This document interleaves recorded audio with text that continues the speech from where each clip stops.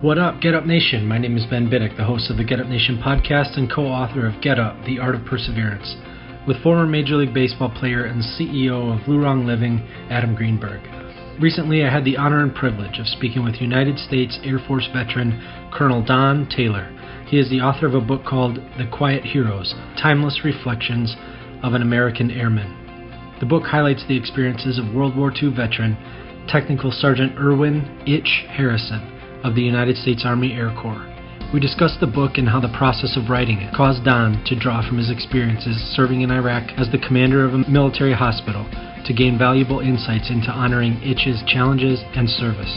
If you're interested in gaining a greater understanding of how servant leadership can transform one of the most terrifying and traumatic environments on earth into a place of health, empowerment, resilience, and cohesion by making peace with your own mortality and voluntarily risking one's own life in service of the broken, welcome to Get Up Nation Podcast, episode 24. Nowhere is resilience more valuable and important than when human beings decide to enter the jaws of modern warfare to heal and serve. Don shares how he honored the sacrifices and challenges of those who volunteered to go, recognized and communicated the supreme privilege of their duty to save and heal in a war zone, and sustained his staff's mental health as they faced the tremendous challenge of caring for those who suffered the most vicious trauma the world has to offer. He also reflects on those who survived prior wars and conflicts and how the need to better serve them creates his calling to tirelessly help these heroes every day of his life. Thank you, Don, for joining me on the Get Up Nation podcast. Don, you wrote in the book, we are defined forever by the experiences that we live each day, and that honorable, selfless service is the greatest reward in life. Will you share with Get Up Nation some of your background in the United States Air Force and why service is so important to you? You know, we first start careers when we're young, a bit naive, and we're not certain what our calling is or what we're supposed to do. You know, you're first motivated by just a job. I, at the time, was motivated by education. But I found very quickly that the military offered me not only opportunity, but over time, I just began to embrace the opportunity to serve and teach others, because you have this ever-developed, over an entire career, they develop your leadership skills, your servant leadership skills, and then you're required to mentor and kind of develop the next generation behind you. So over your many years of service, you begin to understand and appreciate the opportunity to serve and see others. I'm very much a servant leader in my own right. It's what I do. I take full responsibility for many organizations that I lead. But my particular one culminated in service in Iraq as the commander of a trauma hospital, which was to me the pinnacle of service. I was the only non-physician to ever command a trauma hospital there. I learned quickly that my role was to protect physically and psychologically and emotionally protect the staff that were doing the most difficult mission in the war, which was taking care of the severely injured. And to do that, it required me to not only understand what they needed, but actually do that service. Little things like, you know, I would mop floors, or I'd help move patients.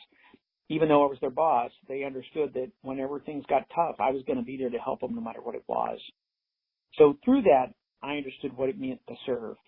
That quickly aligned me with Itch in his own sense of service and obligation during World War II, and the reasons he joined and the reasons he served, knowing he was going to be at great physical risk. People make a lot of flowery speeches about things, but when you actually serve, you're taking noble concepts and actually applying them to a practical reality. It makes it impossible to leave it just as an intellectual concept. It becomes blood on a trauma floor. It becomes the person looking in the face. It becomes rendering medical aid to somebody who's trying to breathe and giving them the gift of life, or saving what's left of a damaged limb, or giving them an opportunity to lay hold of the best that life has to offer, even though they've been through a traumatic event. So what I really like about what you're saying there is you put your money where your mouth was, you took your values and your goals, and you invested to the point where you put your own life at risk. And that, I think, really takes people into a real space where that service is real, that connection is forced to be real. Nobody can just hide behind some flowery speech or some nice talks. You actually rolled up your sleeves and got into it. I just really appreciate that about people who volunteer to go in when they could not do it if they wanted to. They have other options, but you chose to do that. So forever you'll have my admiration. One of the comments I made was that, first of all, yes, we were at risk, and yes, we got mortared and we rocketed every day, and we were in the middle of the war zone. Granted, we were safer than some of the kids who were outside the wire, walking out in the communities or driving on the roads. But we were still at risk. People arrived there knowing that they were taking a risk to save others' lives. One of my stories was that some of the folks were having some emotional challenges with just the level of injury and some of the visual injuries that would occur.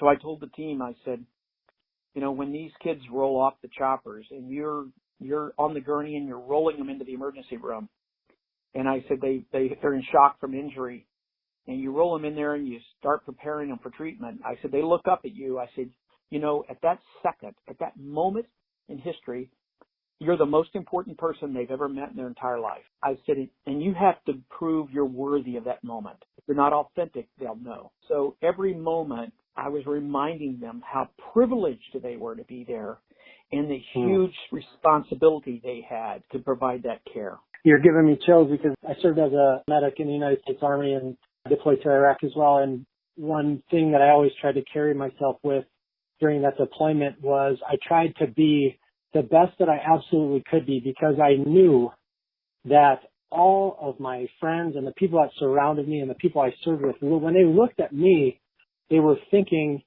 of themselves being potentially injured in a very severe way, and that I would be coming to them. That channeled me to have much more commitment than I would have had just out of my own motivation, because I knew as they looked at me, they saw themselves potentially injured or shot or whatever it would be, which then just drove me into an understanding that this is bigger than me and that I need to give them my very best. That type of leadership from a leader in a medical unit, that's powerful. I wish that would have been more pervasive in some environments, because that is just excellent to hear that message, especially for people who volunteer to go into harm's way. And when things go bad, it sounds like you and the people you led were there with an amazing mindset to do everything you could to help them survive, and not only that, but have an amazing quality of life. In our own lives, what other opportunity, how often do we get opportunities in life to serve at that level? To get the rewards from service at that level, that satisfaction of giving it all, putting it all out there, and committing, you're all in. You're all in. And I find right now in my leadership observations from organizations now, people are not that committed. Their distortions of motivation are usually personal, or their motivators are shallow, usually self-serving. And it complicates that sense or that duty of servant leadership. So there's some work to be done, back home in organizations today, particularly in healthcare organizations. I really sense a problem in leadership about serving those that count on you to save lives or enhance their lives. I just think that we have some work to do in the healthcare industry overall. During your deployment to Iraq, you described trying to find a way to remain calm in the face of the anxiety that was associated with potential death, severe injury during military service, which helped you be resilient. Will you share your experience with Get Up Nation, as you wrote in the book, about as you were deploying to a combat zone and your personal approach to dealing with that stress? First of all, you have to sort of deflect thought. Knowing there were visual traumas, and Itch even talks about some of the shock he had, and some of the challenges he had after World War II were just his exposure to injuries and his exposure to his own loss. Well, I had a similar issue in Iraq, where we knew as the team we were going to be seeing levels of physical injury we had never seen before. There's just no substitute. Level 1 trauma centers don't even reflect what we saw over there. I had a couple of what I call commander's calls, but I had, the hospital before we deployed, a few weeks before, I did a presentation to them, and I actually put images up of some of the injuries, a very closed door session, and people got sick. I had people walk out the back door to throw up, and said, I need you guys to get your mind prepared for what's coming. So we started with that, with the visual adaptation or adjustment. And then I went, okay, now I'm going to challenge you all. And while we're there, you're going to enhance yourself. I want you to return better than you left. So I want to either take emotional, spiritual, financial, or physical improvement. And you just pick one of the parameters or all of the parameters, and we're gonna work with each other and hold each other accountable during our entire deployment to improve ourselves along those areas. I particularly, worked on spiritual and physical, and got in shape and worked out. And as I walked through the hospital while we were there, I asked people, what are you working on? How are you improving yourself? So it became kind of a common dialogue around the people there going, yeah, I'm working on this. I'm doing this. I'm reading. I'm going to the services that I want to do. I'm looking at financial help. I'm going to the gym more often. Well, that allowed them to kind of walk away from the trauma in the immersion, get their mind off of it for periods of time, and reflect on themselves. It was a way of kind of distraction and deflection. But in the overall, what I was doing was actually healing their brains to deal with the compartmentalizing or the resiliency from what they were going to carry the rest of their life. What I love about that is absolutely proactive.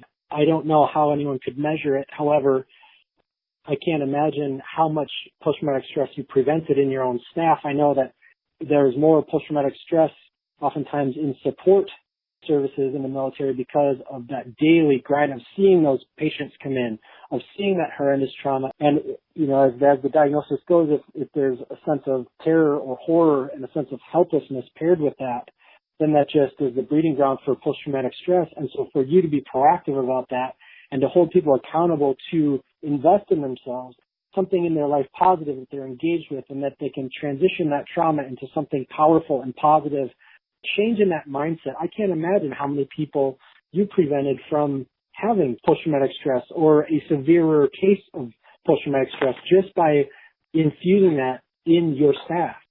Yeah, you don't know. I did get feedback from some folks after they all returned to their home stations that my rotation returned healthier than any of the others. They didn't feel they needed to go to counseling. They all returned happier. They were able and more willing to go again. So anecdotally, I heard that it was successful.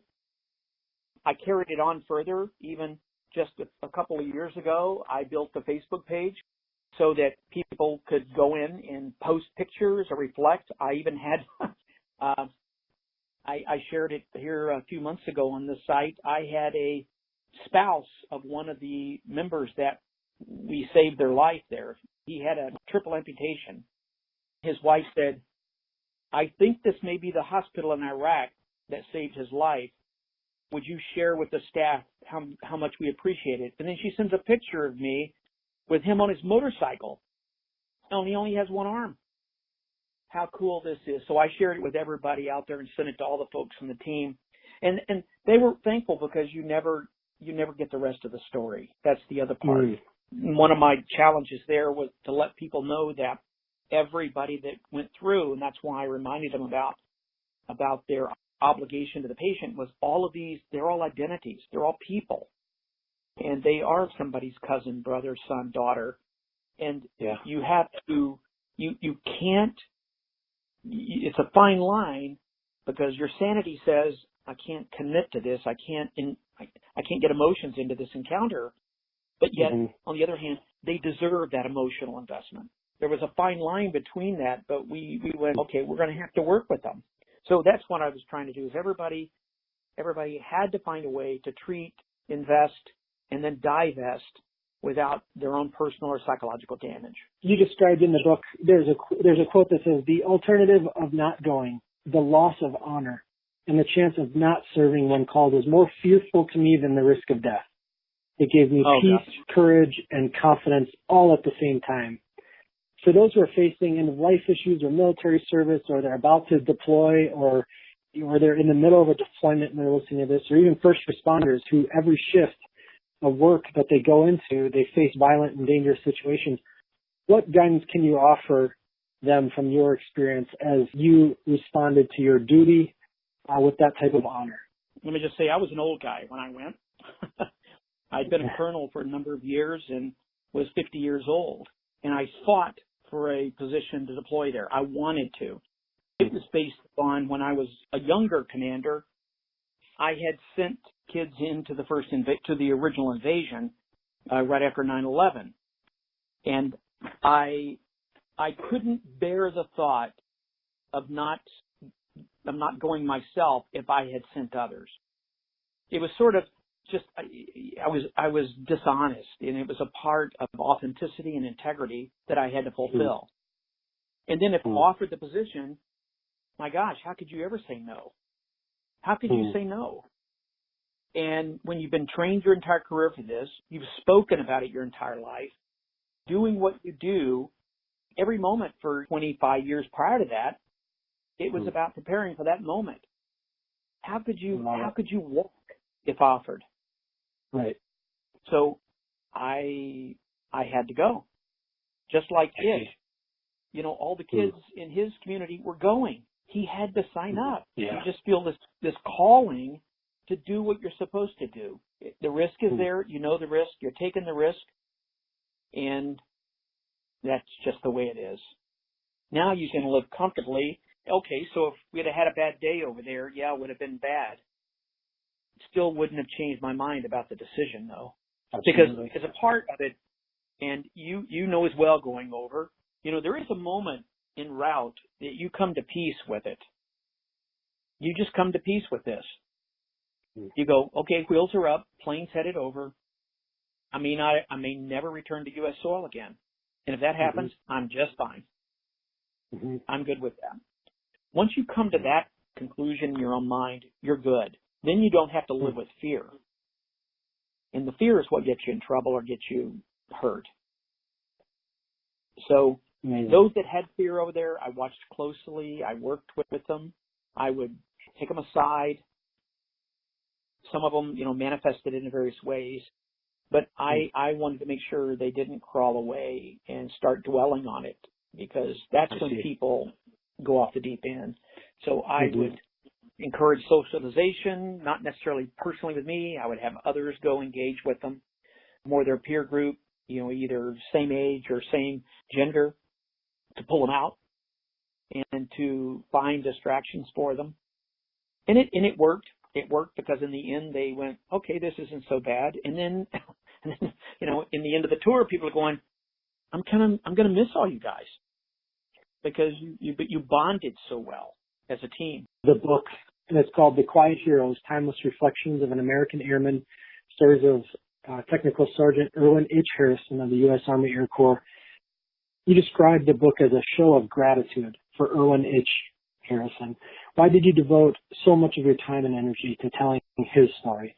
His daughter is a friend of my wife's. She was visiting here one weekend, and she had heard that I had been in the military, and she goes, you know, my dad served, but Dad wouldn't talk about it. She goes, would you mind talking to him? Maybe he'll open up with you if you share war stories. He was living in Florida at the time, so I flew to Florida, and he and I sat outside of a hotel for about a day and a half, and I recorded just the discussion. And my interview with him was more dialogue, but it started through just his kind of chronology of his experiences, because I found that he went over time, he recalled more. He was 88 to 89 at the time. And as we went through, he began to recall deep details, and I would pull them out of him, you know, because that's what I wanted to hear. Well, after the day and a half, we ended the interviews. I said, Itch, I thought I was just going to be able to write an article, but there's so much in here. I have to write a book. You've got such a great little story. I mean, you're sort of like, I told him, this is like Forrest Gump. Who has ever met those icons of history that you met during that short experience you had? You were 19 years old, and look at everything that you experienced in a very short time. I then organized it through the chronology and then kind of did it in concepts or focus areas like courage and commitment and fear. And then I said, well, I can kind of wrap around some of my own experiences just to kind of tee it up, because I didn't want to diminish his story at all, because the whole book is his story. I want it to be about his service. And in a very tough time for a young kid, who didn't really know what he was getting into, but entered it with an open mind, knowing that it was going to be tough. And then I found through the stories that he had such a rich experience and close calls, and returned challenged. He returned very challenged. Some things that happened to him, he never even realized they'd happened or affected him psychologically. And he suffered many years with just frankly being quiet about his story. And so the last part of it, his daughter was able to read him the entire book right before, while he was in the hospital. The day I got the first printed copy of the book, he passed away. Wow. It is powerful. Some of these scars, and people talk about physical injuries, as we understand more and more about the effects of trauma and combat, how we realize the invisible scars and the invisible injuries, and how powerful is it when we simply listen and go into that space, especially with fellow veterans, to go into that space and just share that, and how much healing comes from that, and how oftentimes the silence of it all can wear on us and wear on those injuries. Is there anything that you'd like to talk about on that end of things? Part of it, I thought it was very healthy for him to talk about it because he was very proud of his service. Most all veterans are proud of their service. Matter of fact, that's usually the highlight of their life. They were something, they had status, they had title, they had responsibility. They looked good, they felt good. They felt they were kind of a select group of the population. But somehow after service, it diminishes. Like our Vietnam veterans aren't very proud of their service because they were never recognized. The nation never recognized them for service. World War II veterans are just now being recognized as they pass away. And that's one of the comments Itch made to me. It says, "Why is there so much interest all of a sudden? Was it just because I lived a long time?" Wow. And I got a little tickled at him. And I said, but you have a good story. And your story is important because so few have lived it. And he he understood that, and then was excited again to share, his recollections. The test of it all to me is people cope with difficult situations in life, whether it's a war zone or whether it's a death in the family or a divorce or whatever. You have to have a way to be resilient in that process. You have to have a way to work your mind and recover from it, recover fast enough that it makes you stronger on the other end. And I don't think we teach enough of those skills. And part of it has to do with just life experiences. And we have a generation or two who, frankly, have had it easier than some others. And they don't have coping skills like that. Even some of the young military today they just really don't have the coping skills that some of the other generations had. So I worry a little about it, and I think the leadership has to understand and recognize it. And so when I go to get back again to the comment of servant leadership, a servant leader has to understand what that means. You have to adapt your style to lead these folks into a better place. Say, whether that's physical or psychological safety or a lifelong memory. One of the little things we had was, it was very common for us to have a young man or woman injured, rolling in off the chopper, and the gurney right next to them is this insurgent Al-Qaeda operative who shot them in the ER at the same time. We did that. I had a nurse who told me, said, "I'm not going to treat them." I said, "You have to." I said, we're going to make life really simple. Anybody that lands on your helipad, you do everything you could possibly do to save their lives. I said, because if you don't, I'm going to protect you from you, because 10 years from now, you're going to look in the mirror and go, "Oh my God, what did I do? Did I make the right call?" I said, "You're not going to have to deal with that because I'm not going to let you." I said, "You save them all. God will sort it out later. You just save lives. Keep it simple, and that way you can look yourself in the mirror for the rest of your life very proud of what you did. Every day, every moment, you're proud." And it's easy to get on that slippery slope and make a bad call and regret it for the rest of your life. And part of leadership was, I can't let them do that. The book describes how these men on the B-17 bombers and the one that Itch served on, they were certainly afraid as they faced the realities of combat, but they refused to miss any mission and were intensely committed to each other, as clearly you were to those you were leading. As you interviewed Itch about this dynamic, what impacted you about the commitment those airmen had in World War II and the commitment the service members in your deployment? In a common environment like that, you bond really well. Now, Itch's team was very close. His air crew, they were very close. They bonded in Mississippi. You know, once they got their plane, they flew over. They flew almost all of their missions with the same crew.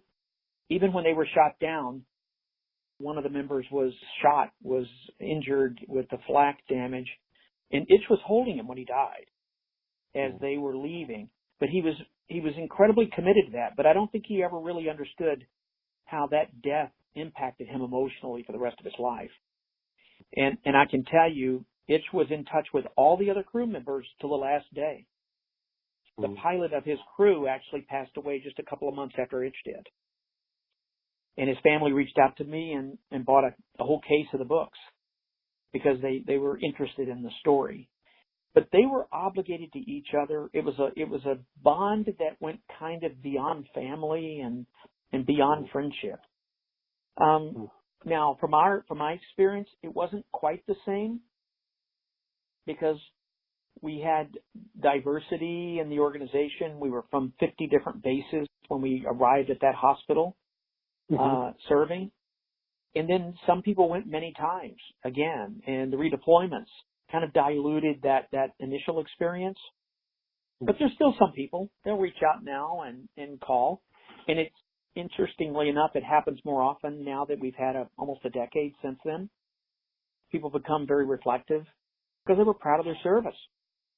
They were proud of their service. They were proud of the connections and commitment. And so part of me says a little bit of Itch's book is about that one, but I have a work in the future to be done to write about the Iraq experience so it's not lost. That's important because there's a lot of leadership lessons embedded in what happened there. The book that you've written here, how is that impacting people who have served in the war on terror? What sort of feedback are you getting, and what's really speaking to those who read it? Well, it's kind of funny. Some people, they admire the leadership lessons, but, we're getting to a point right now where they perceive the war as negative, and they kind of reflect their own personal views of the Iraq war on the individuals who served. I take it on quite ferociously, going, we really didn't have an opinion about the war. We were medics. We just saved lives. If Americans were at risk, we should be there. We were obligated to be there to save lives. Somebody else needs to cast a judgment on whether or not we should have been there in the first place. Not our call. And I remember during my last month there, 60 Minutes arrived, and they were trying the TV show. They were trying to get negative comments from the team about the war, and my team wouldn't do it. They just wouldn't do it. Wow. I said they're all committed. They're good. They're very good at what they do, and they're here to save lives. That's what they do. They're proud of doing that, and that's what we'll continue to do as long as Americans are getting shot at. So it was this day and age, I think we're getting into a generation where people are forgetting, frankly, their primary purpose. 9/11 was the reason. My fuse was lit because I was in D.C. and I saw the plane going to the Pentagon. That probably fueled a little bit of a passion within me to serve. I was in the military, but I saw it happen from my office window. And I knew at that moment, just somehow my gut told me that life had changed forever. So the service was, I'd do it again tomorrow. I truly would. But not everybody quite recognizes what that level of service is about right now. And I'm afraid we're losing it as a society. This has been a great discussion about some of the finest qualities of human beings on the planet, and certainly it's accurate, as you say, that you felt such a commitment and had such integrity that you had trained for it. You put so much energy and investment into being ready for it. There is no way that you were not going to go and serve in that time when America needed you. I was in the show and asked my guests 6 questions. I delved into what makes them phenomenal. Would you be willing to run through these final 6 questions with me? Sure. All right.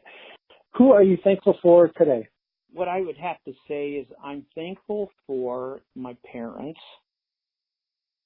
who and I'm going to say a few. My parents, because they gave me a moral vector and a level and a sense of integrity and a duty to serve. That they just drilled that into me as a small child. I'm accountable. I need to work. I need to work to earn my way. Nothing's ever given to me, and I need to respect others. I need to respect all others. And I can tell you that's carried into even my own children. Both my daughters served in the Air Force. I'm very proud of that, and I'm thankful for my parents for kind of instilling that ethic into me. And what are you thankful for today? Health. and I'm thankful for, let me just say, I'm also thankful for my wife, who has teased me into another level of thinking, kind of transitioning from the military and comfort and safety and security of that space into more of an entrepreneurial space, which is uncharted waters for me. She's teaching me to test my limits. I would have never written that book without Judy's push. And the next book that's in me is probably also because of Judy's push. Excellent. Can't wait to read your next one. How do you fuel the fire within you? It's sort of just there. It flames up every once in a while, but I reflect back on, if not me, then who? Who's going to keep the passion? Who's going to keep caring? Because I can tell you, as I look around the system, a lot of people don't care, or they pretend to care for all the wrong reasons. And we could go into an entire hour discussion about the Veterans Administration, but I think they've lost their purpose. I do. I think as an organization, they've lost that core mission of serving and caring for veterans. And that bothers me. So when I see a need, it turns into a calling and it fuels my fire. My friends asked me, said, well, when are you ever going to retire and rest? And I said, when I no longer care. And I'm not so sure that's not going to happen until I drop dead. What are you doing today you never thought you could? Wrote a book, or at least assisted Itch in writing a book. All I did was carry his voice. But, to take that leap was a big deal. Now I'm even considering developing a speaking circuit on not only servant leadership, but what I call active servant leadership, about being present, about being involved, not just existing on the organization, but becoming the heart of an organization. Because I think that is missing right now. Judy drugged me to a mastermind last week in another country, and I got to spend a little time with a nationally recognized speaker named Les Brown. And excellent. And he got me a little excited about the opportunity to speak. He goes, "You have stories. Stories teach lessons." Okay, I got to think about this a little bit. They're stretching my limits right now. Based on everything you've told me, you certainly have stories that America needs to hear. I can't wait as you unleash these stories on us. How can people purchase a copy of your book and learn more about you? There's a website, www.thequiethheroesbook.com, or go to Amazon. You can find it there as well. Google Quiet Heroes. You may have to, or just type in search on Quiet Heroes. You may have to put in Don Taylor as well. You'll find me. Thank you, sir, so much for your time. And I want to thank you for the interest and also thank you for your service. It's not recognized often enough. You're doing a good thing. I've heard and seen what you've done for the Greenberg, and I just want to thank you for all of that. It's my honor, sir, and it's absolutely enjoyable to meet people like you, who I have the utmost of respect and admiration for. Thank you so much. I love speaking with men and women who make peace with their mortality in order to truly live. Colonel Don Taylor, United States Air Force veteran, who not only saved the lives and consciences of those he led, but also extended that gift to some of America's greatest enemies in order to communicate and demonstrate the heart, soul, and character of a nation that values life lived free of terror. As he begins to share his story and his lessons of servant leadership, He's infusing and resurrecting the soul and identity of the American healthcare system, reorienting it to the miracle of human life and the privilege that exists in sustaining, enhancing, and invigorating it.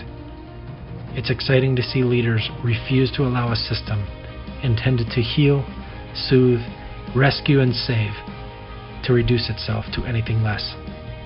Get Up Nation, what pocket of pain are you seeking out to improve with humility, commitment, integrity, and service?